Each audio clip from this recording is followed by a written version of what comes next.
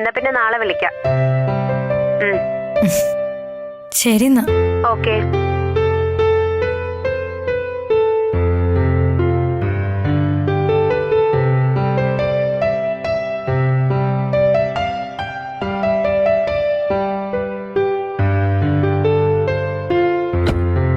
അച്ചോ, എന്താച്ചോ, എവിടേക്കെങ്കിലും പോവാണോ? അതേ മോളെ, എന്റെ അനിയനും ഭാര്യയും ഈ അടുത്തൊരു ആക്സിഡന്റിൽ മരണപ്പെട്ടു. അവർക്ക് ഒരു കുട്ടിയുണ്ട്, അസുഖക്കാരിയായ കുട്ടി. ആ കുഞ്ഞിനെ നോക്കാൻ ഒരു ആയ ഉണ്ടായിരുന്നു. അവര് ഇപ്പൊ അടുത്തില്ലാത്തത് കാരണം വളരെ ബുദ്ധിമുട്ടില്ല.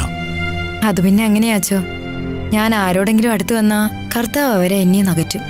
നീ എന്താണോ കർത്താവിന് മുന്നിൽ മുട്ടൂത്തി അപേക്ഷിച്ചത് അത് നിനക്ക് കിട്ടും.